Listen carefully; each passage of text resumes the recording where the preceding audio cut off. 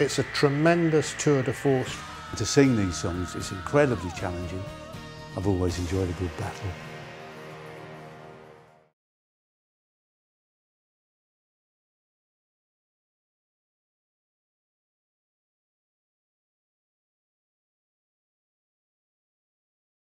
It's been 4 years since we were on the road, and last time we were out we were doing literally everything, almost everything else, a taste of, except bits from Quadrophenia.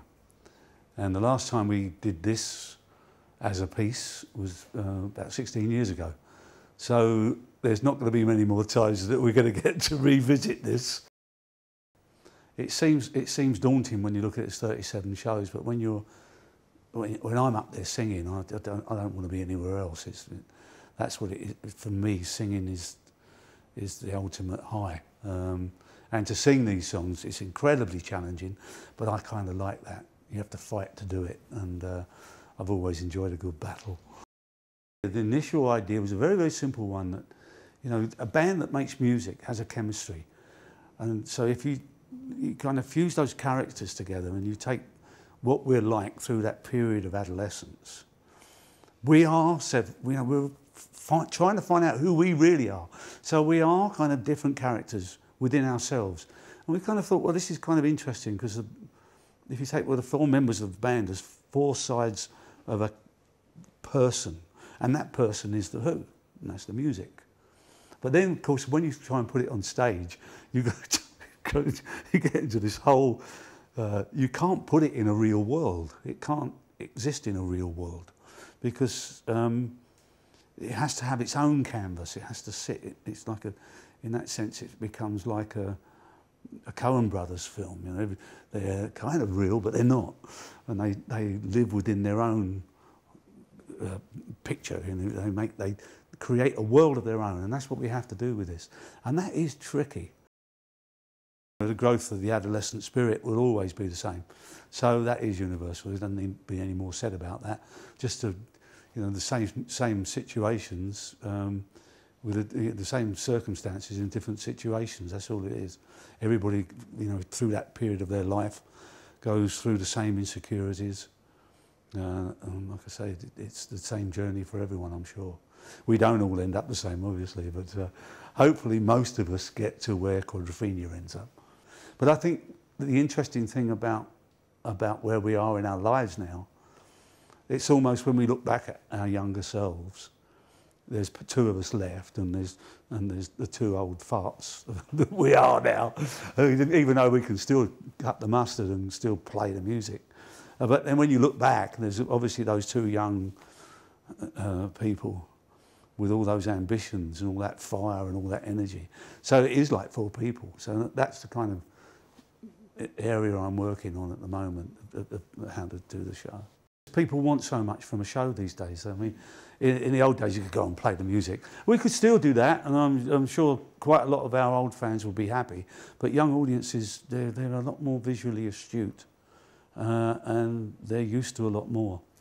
And within the piece there are opportunities to give them stuff that is entertaining to them. Young people, I've learnt, really enjoy looking back at old footage from the past. They've got no clue that I was born in a V2 air raid, for instance. They can't imagine that that's the life. When they see that documentary footage from all those years, they can't believe that the people they're looking at on the stage have come through all that, and that's our life journey. And theirs, when they look back, hopefully they get to our age to look back, will be the same.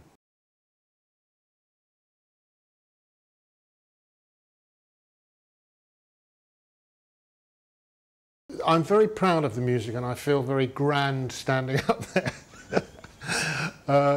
You know, strumming my guitar, looking like the composer. But what does delight me is the fact that it seems to still connect with people. There's a new audience that come to it for obvious reasons. It's a kind of a story about the travails of being young. But also there's a poignancy that we get from the older fans of Quadrophenia, people that could even be our age or maybe a little younger and sometimes maybe even a little older, who reconnect with Quadrophenia without there being any nostalgia.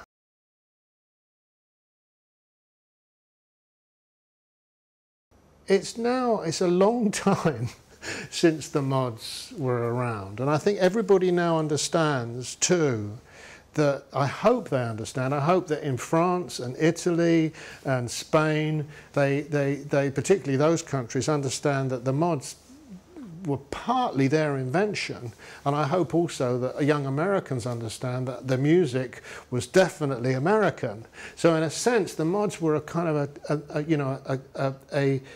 a melting pot of ideas and fashion and influences, and so in a sense it is very, very cosmopolitan piece. And I think it's one of the few things that we've done where we've been able to come together. I know what my job is.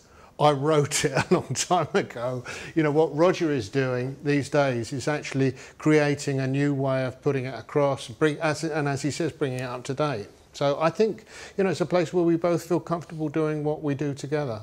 I'm really interested now, looking back on our lives, which is, you know, and our period, which is what, you know, where Pete wrote it from, is that how much of the historical significance of it and the events going on at the time are apropos completely to today.